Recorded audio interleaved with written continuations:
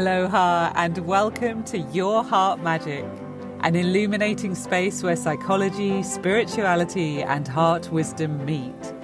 Here's your host, Dr. BethAnne Wright, the clinical psychologist with a mystic mind.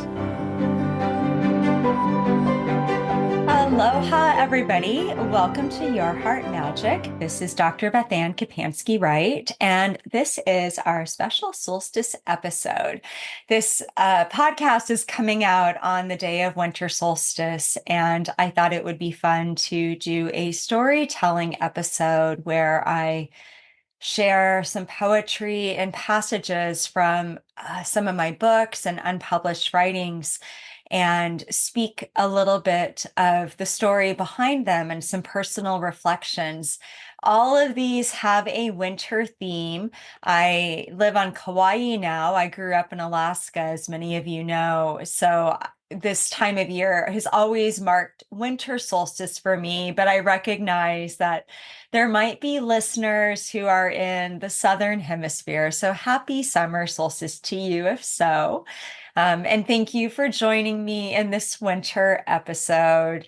I am, if nothing else, an Alaska girl at heart, even though I live on the island now. And so this time of year always makes me think of the darkness, but also the pristine beauty that comes from living in Alaska, where there is so much of a sort of like midnight sky. It can look like velvet.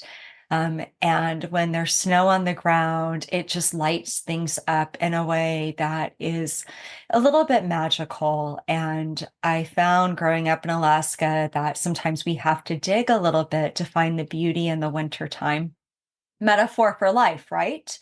Because sometimes in life we have to dig in order to find the beauty and see the joy that's right in front of us. And the first poem that I want to share, it is a poem. It's called Raven Night.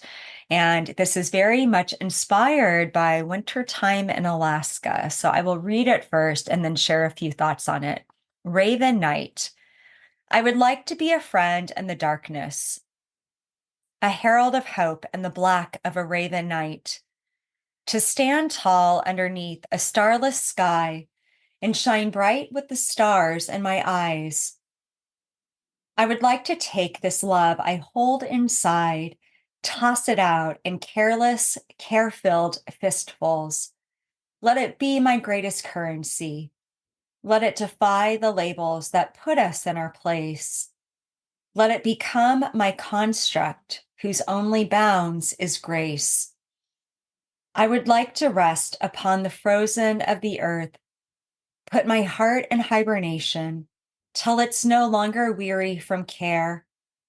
Let winter sleep become my absolution, my resolution, my reconciliation from the grief that still lingers there. But the moon has begun to wax again, tilts her dark face towards snow-spilled sky, and tells me sleeping beauty must wake from the cold, learn to be the spark, the flame, the fire that shows the way back to the light. I would like to shine into the shadows, be the change for better ways, take it all into me, even as I let it all go, spill myself out across a wanting land, be everyone and everything as I am you and you are me, this connection we all are. Can't you hear it thrumming, thirsting for love and light beneath the cold cheek of a hope-filled raven night? There are poems that I don't think I could rewrite now if I tried, pieces of writing that happened during certain times in life where I had a alchemy of inspiration brought on by circumstances and who I understood myself as at the time. And those things kind of mixed together into this amalgamation of these word pictures. And Raven Night very much feels like one of those kinds of poems. It was written during November of 2016, might have been early December. It was right kind of around Thanksgiving, going into December time. And that time in that particular year is the year I'd lost my brother. So I was going into my first holiday season without him. And I was still very much processing my grief and working through just learning to live with loss and learning to live with love, right? Because that's what loss is. It is sort of love turned inside out or upside down, and trying to figure out how do we go on living and loving this person who's no longer with us, and work with the ache that we feel inside. It was also written in the aftermath of the 2016 election in the United States of America. And there was so much upheaval happening in our country at this time, and so much hate and divisions that I was seeing. I had some real grave concerns and sadness and sorrow for the direction I was seeing things going, and the hatred and discord that I was just seeing between people, where we had forgotten how to treat each other with kindness and dignity and humanity. Um, and this was also written my last winter in Alaska. I knew that we were moving to Kauai in the summer of 2017. And so there was this interesting mix of, this is the last time you will have to survive an Alaskan winter. I use the word survive. I had almost 40 of them. Um, and as beautiful as they are, it's definitely tough this time of year if you are prone to seasonal affective disorder, and the darkness can get really harsh. The conditions can be hard. So I was like, this is it, BethAnne. Like, this is your last Alaskan winter. And I had this mix of just grief and appreciation of the beauty. And I called this space that I moved into after losing Brent the grace space. And I stayed in it for quite a time. And the grace space was almost this transcendent space. It was this overarching awareness where I was really in touch with how brief life is and how fast it can change in a blink. And I didn't take anything for granted in those immediate months after losing him. I was very awake. I was very alive. I was very much in my grief. But at the same time, it was so clarifying, and it gave me such an appreciation for the spark of my life, and really engaged me with the question, who am I becoming? And am I living the life that I'm meant to live? Um, so that poem is just a reflection of the beauty of the Alaskan winter, the grief that was there over my brother, the grief that was there over what was happening in our country and kind of happening in the world, the grief that was there over how hard life is, but then also like this intense beauty, right? And the harshness, there was this absolute beauty of the beauty of nature in wintertime, the beauty of love, which shines so much brighter, I think, when it's contrasted with grief. Show somebody hatred and you put love or kindness next to that, and your appreciation for somebody's ability to hold love, to hold kindness, to hold light, to hold space for somebody else becomes so heightened. So there was this juxtaposition of energies, and I was really hoping to capture that in that poem. And that brings me to the next piece that I want to share, which actually was written in December of 2016. It was written the day before Solstice that year. So this is just about a month later. And I'm going to read it first and then fill in the background on this. I actually pulled this off of an old blog on my Sunshine and Winter blog. It's the only place I ever published it. And it's called The Bells. I will miss the bells, all the beautiful bells from the cathedrals of Germany that have rang out through the passage of our trip.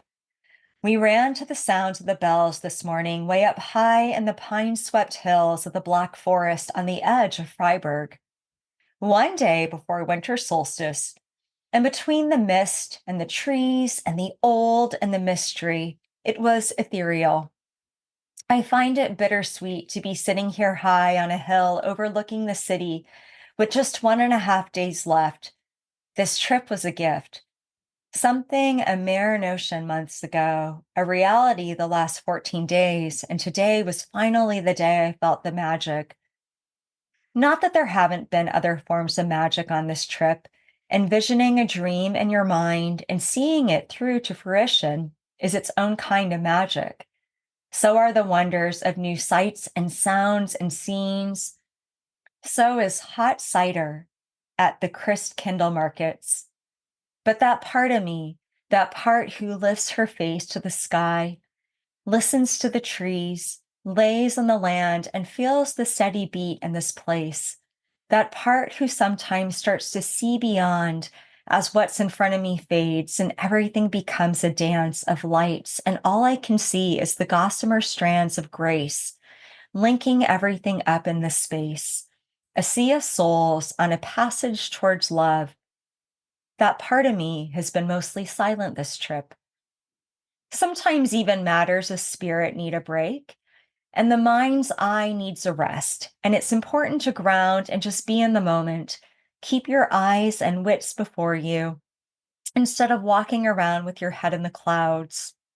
We ran in the clouds today through thick, thick mist and giant groves and trees so high and wise and old that all I felt was peace and calm when I laid my hands on them and whispered, "Thank you."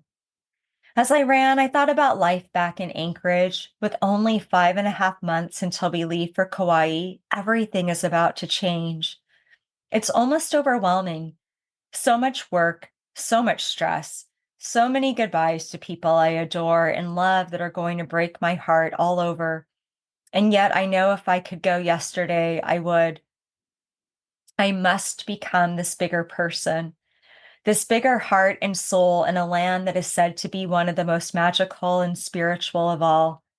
I have to be in a place where I can curl into the sea and breathe the wind and sit with the sun and be one with love. I have to be in a place where the veil is thinner and the shaman in me can stop hiding and step more fully into the space of herself. I have to go. It's become a necessity, not a choice. I can feel it thrumming in every cell of my being. I don't know what's waiting there. I just know it's calling me home. We can be no more, no less than who we're called to be in this life. I know where my heart leads. I just have to continue to find the courage to follow it. This trip was the gift of a break from the reality as I know it, a different kind of reality of cobblestone streets and a strange language and getting lost and new discoveries and vow fulfillment and countryside, cities and mountains and schnitzel in Germany. And now it's a return to reality, which means despite all the very practical task of living and arranging a move, it is time to lift my face to the sky and listen to beyond. It's time now, they tell me. It's finally time. I can feel it beckoning, so quiet for most of the trip, so present on this day where I feel my soul begin to stir, feel the familiar pulse and ring of my call, feel my heart intermingle with everything and everyone until I begin to forget where I end and where they began, and I'm one with love once more. I stand in the main square, listening to the cathedral bells ring at sunset, losing myself in the swirling masses, losing myself in the wonder of it all, lifting my face to the sky and swirling up, up, up, as if birds have tied ribbons around my soul and are drawing it into the light, losing myself in the beyond and wondering how do others not see it as right here, this other world, so much love just on the other side. And all we have to do is pause, feel our purpose of heart, and listen. I stand there and let the tears stream down my face. Magic. When Brent died, some unexpected things came out of the woodwork. And a couple of those things were friends of his that I wasn't in touch with. They were friends that he'd met in the online gaming world, which he was into and had developed connections through that. And some of those connections became really close friends to him. They talked regularly. And so after he passed, I became aware that he had a couple friends he'd made in Germany, and they really loved him, and were really grieved and completely shocked to hear of his passing. And they must have said at some point in our exchanges, because I was so touched by their love for him, that we corresponded a little bit, and they must have said, we'd really like to meet you someday. And somehow that became a thing. Like Brent had wanted to go to Germany. At least he told them that. I'd not heard about this dream of his, but I didn't know. There's a lot of things I didn't know about him, and that was one of them. And he'd said, I'm going to come meet you someday. And he wasn't able to fulfill that. So it became like this quest for me that I was going to go meet them and one other friend in Washington that he was really close to. And both, I met all of them. That was one of my tasks and kind of odyssey of loss. And so we planned this trip to Germany, and it was just such a huge trip for us. I've been abroad a little bit, but it's not something I do regularly. And it was so beautiful the way the trip came about. It came about through like saving money, and I inherited my brother's old Durango. So I sold the car that I had, and like that ended up paying for the trip, or at least, purchasing tickets or something really substantial. And so, like, I remember when I made this promise, I thought, oh my gosh, we've got like this big move coming up. How in the world am I gonna like make this happen? And then it was so synchronistic. It's like it all lined up, and, somehow it became available, and we found ourselves in Germany. And I didn't have a big agenda for that trip. It was, we're going to go meet these people and then I guess explore this countryside. And we did. And kind of went city to city, booking places on hotel.com and having this like grand exploration. And it was one of those things that if you are a big planner for trips, I probably would have, like, the way that I traveled would have made you like tear out your hair. But if you are very much into like, let's see what we see and be open to an adventure, it was an adventure. And we ended up in Freiburg for this last little bit of the trip. And I remember being at some like super fancy hotel that booking.com or one of those places had some screaming deal, not the place I'd normally go for, but it was like, oh my gosh, like how can we not, go do this? It's the cost of something that would be a lot lesser usually, and so we're up and they had these bells in the square that were ringing, and I felt this stirring, in my soul, and had one of those moments of appreciation of just like really seeing the journey of 2016, the journey of like, what am I doing in Freiburg? I'd met his friends at that point, and we, had our beautiful moment, and we'd gone on with the trip. And I was like, this life is so incredible. A year ago, I wouldn't have guessed any of these things would happen, and I would have been devastated if I knew what was coming for me. And yet I've survived this horrible loss and made it through the worst of that storm. And some of the gifts are starting to come from it. And Germany was one of those gifts. And I was also in this really anticipatory place because I knew we had this major move coming up. And again, there was something about traveling through this last Christmas and knowing like I'm on the cusp of change. And I was mindfully setting out for reinvention. And then when I read that piece, I chose it today because I felt like it spoke to a time in my life that it's easier to read it than to speak it. I captured something in those words that even I've forgotten about. And that was the intensity of having this spiritual calling and having something like pressing against me, pressing inside, saying, you have to expand. You have to step into something bigger. And I didn't know what it was. I just knew that it was waiting for me on Kauai. And I can tell you now that my sense of this whole journey is that, yes, there's been many gifts moving here, but part of the expansion was about the gift of just completely disrupting, shaking up my life, living someplace radically different than Alaska, like busting me out of all my old molds and patterns. I think there is a lot of spiritual light that can be found on certain spaces in this land. And so perhaps an activation of that light and some spiritual gifts that came through. But I didn't know any of that then. I could just feel this intensity and this urge. And sometimes when I talk about spiritual awakenings on the podcast or spiritual callings, or we'll use a phrase like, well, the requirements of your soul kind of ask this of you, or you have a soul calling. And soul callings are a very personal thing. They are very insistent. And so even if other people don't understand why you're making the changes you're making, when something's happening inside of you and the voice of your higher self, your soul, your spiritual guide just shining through and telling you, you have to do this, like I had no choice at that point. I kind of felt like something in me would die if I didn't go free it. And I had no idea how to go about doing that, except I knew I needed to go make this massive change. And, I kind of put my X on the map and said, well, this is where this change is going to happen.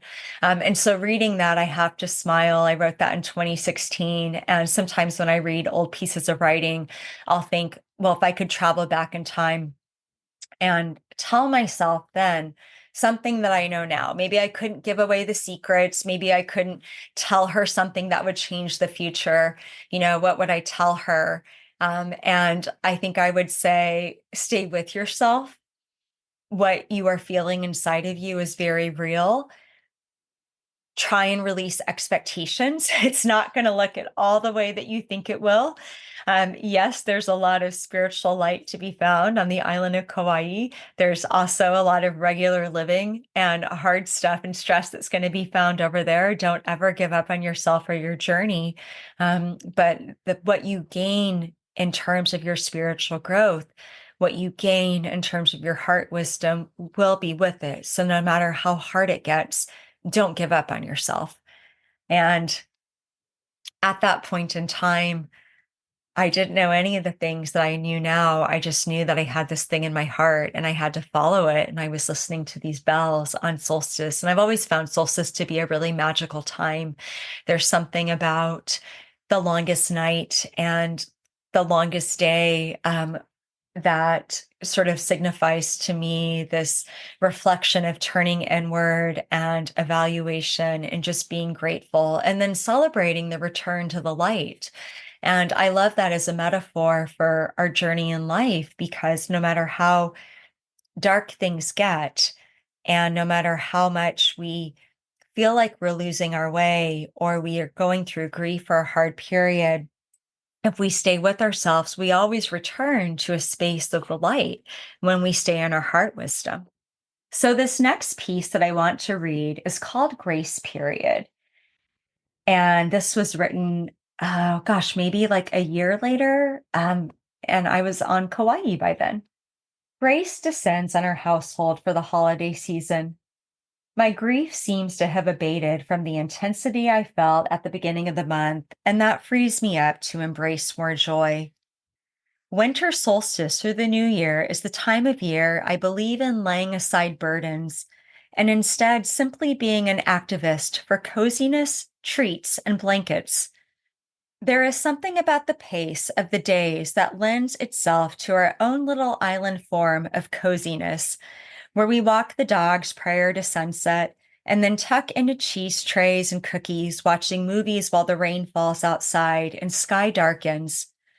We create a new island tradition on Christmas Eve and go to the beach at dusk to watch the light turn all shades of sorbet, then come home to watch Muppets Christmas Carol and make extra gooey cheddar mac and cheese.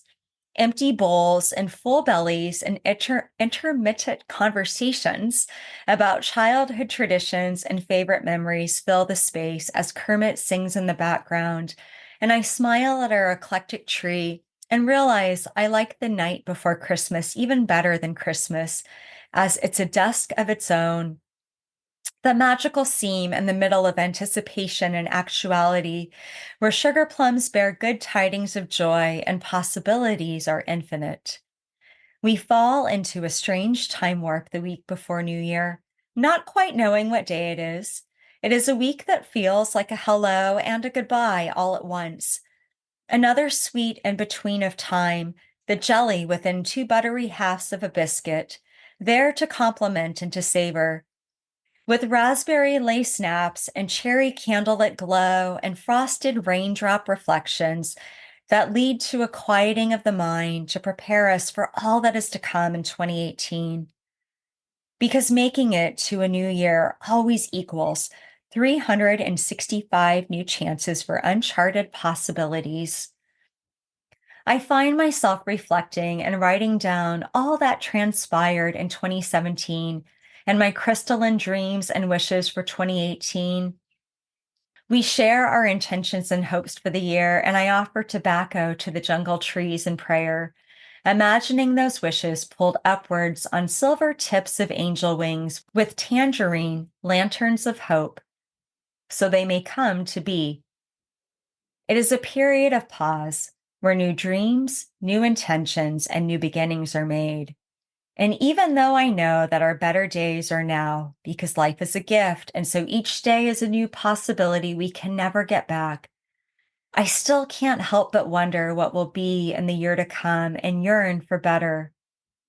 And just like the season's eves, I realize this is another kind of magical seam in the middle of anticipation and actuality, where all that lays unformed in our hearts begins to take shape, where we create the steps of what will come to be in the dream space of golden hopes and carmine imaginings, and we give ourselves over to life's possibilities, both potter and clay, where desire, creativity, and grace meet in the fold of the seam.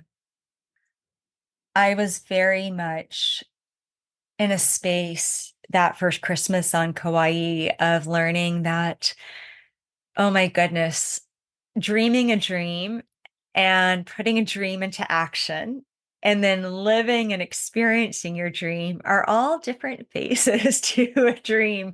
And a lot of times the reality doesn't always meet our expectation. And yet there's all these gifts in that.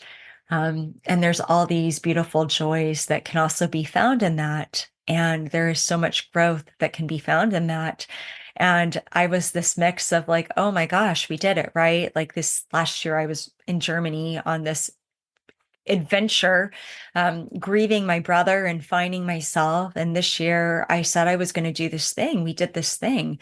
And having that moment of actualization and realization. And then that was intersecting with all this real life stuff because we were trying to figure out life over here and figure out things with living and money and housing. And I had all these questions about my purpose and career path and my spirituality. And I diagnosed our entire household. That would be both humans, two dogs, and actually the cat did great. But all of us with adjustment disorder, because, we'd only been on the island like 6 months by then. And like moving is really hard, even if you relocate and it's something amazing for you. When we go through that kind of psychological upheaval and shifts, it brings stuff up in us. And so it can be a move for the better. And it doesn't mean that there won't be loss and grief there. And that was kind of hard for me too, because when people would be like, how are you? I felt like I had to be like, oh my gosh, it's great. Hawaii's amazing. Because I was kind of struggling to figure out my sadness. And then I had all this deferred grief for my brother, all this stuff that I couldn't access that first Christmas. And I remember having like so much stuff come up, and it was really hitting me of what was really hitting me that Christmas is like, wow, like I am going to watch my parents age and pass, and Brent won't be there to see that with me. They'd celebrated their 49th wedding anniversary. This year will be their 55th. They're both still with us. And it was that was a whole other grief in and of itself of like, okay, wow, now I'm an only child, at midlife, and I'm going to be walking this journey alone. And, my husband's with me, but in terms of my nuclear family and kind of the four of us, I lost my counterpoint who knew all the stories. And if Brent were here, I think he'd be like, oh my gosh, mom and dad made it to 55 years. Can you believe it? And we'd probably do that bonding thing that you do where maybe you share all these memories. And I don't have that. And so all of that was hitting, and so much grief was coming up. And all of that was kind of commingled with the beauty of the holiday season. And I am an advocate of joy. You hear me talk about it all the time on Your Heart Magic on the podcast. I really believe that we have to look for the good. And my poet's mind can't help but notice these little snippets of poetry that are tucked in the everyday. And so this whole piece was just kind of this intersection of all of that. And it makes me smile to look back at it now. That was 6 or 7 years ago. And there's been many Christmases since and a lot of personal growth and evolution, but I've really enjoyed sharing these stories with you and these reflections from this point in my life. So I want to close with one last piece today. It's a poem and it is a little bit of a celebration of things to come. We're kind of moving into the new year now. And this is called The Things That Come to Pass. Yesterday is still so close. I can almost hold it in my grasp. Its memories twined with soft feathers of fancy and nostalgia laced filters, everything taking on a faded tint of quieter, gentler, lighter, kinder. There is this ache. If I stare at those memories too long, humble in paucity, they sit unsettled, a skin remembered that doesn't quite suit, yet is wont to go away. They yearn to linger in the corners of my migrant mind, reminding me of the things that came to pass in the passage of these days. I'd retrace those moments if I could, relive, repeat, revive, refeel. Sometimes I miss them. Miss when? Miss him. Those songs of old lang syne, filled with bittersweet faces of times gone by and echoes of life's yesterdays. A person could get lost in such a place. And since I wish to stay found, wish to rewake, rejoice, rebirth, renew, wish to be in the times of this day, I fondly say hello, adieu, then let those old friends pass on through. For life wasn't meant to be lived in remembrance, but through experience.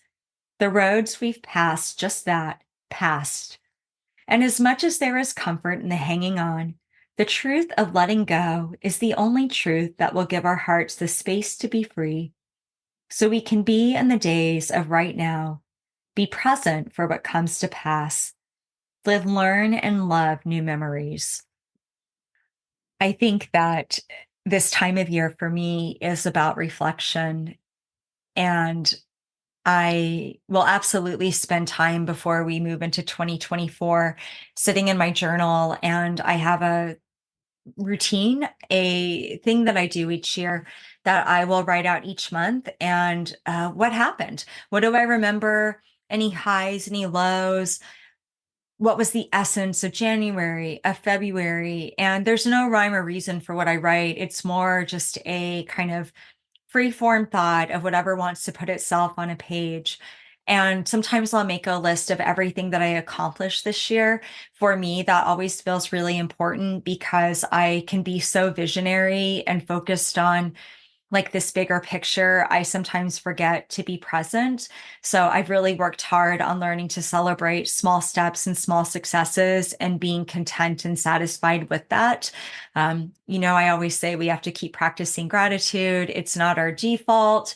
And I think we have to practice contentment and all of those frequencies that help us be in a space of peace. At least I have to practice those and have to keep shifting my mind to that. It's how I stay in my own lane. It's how I stay in my heart. And it's easy for me to fall into a default space of stress or being too vision focused or future focused or focusing on what hasn't happened. So I like to make a list and be like, this happened and you did this and you did this.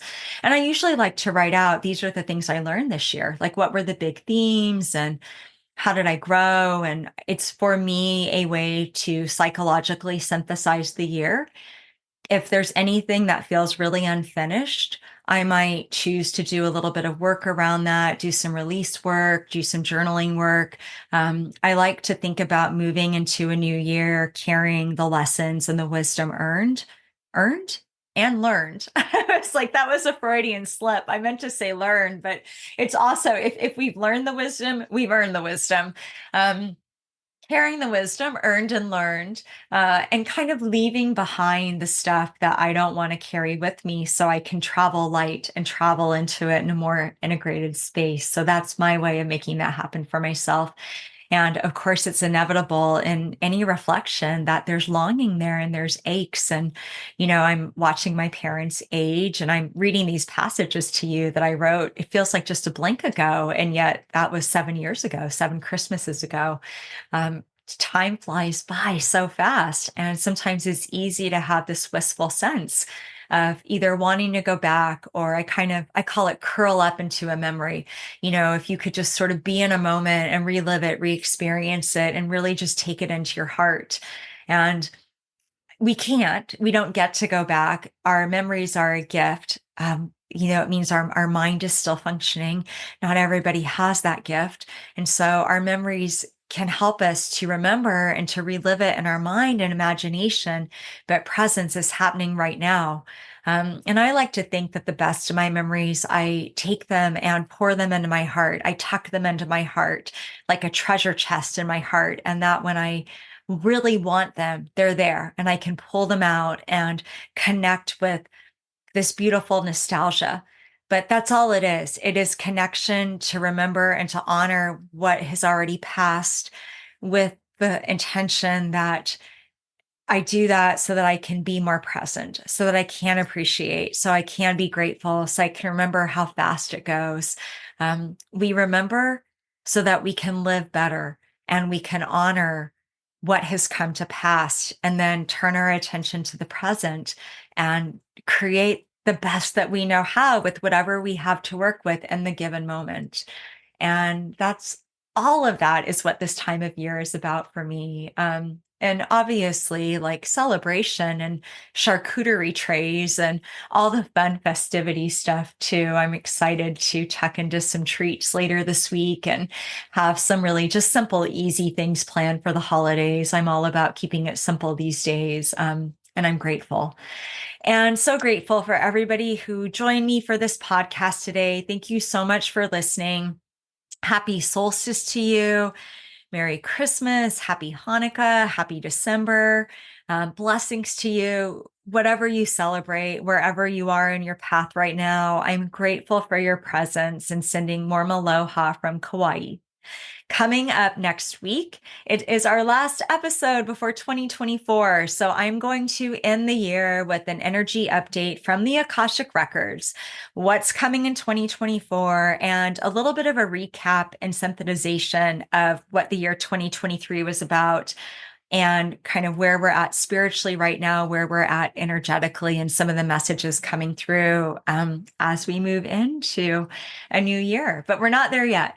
So for now, enjoy this next week. Take good care of yourself. Take good care of your heart. Do whatever you need to honor the space of you, and whatever you celebrate or don't celebrate. Just keep showing up, keep listening to your heart, and be well, be love, be you, and be magic. You've been listening to Your Heart Magic with Dr. BethAnne Kapansky-Wright. Tune in next week for a new episode to support and empower your light.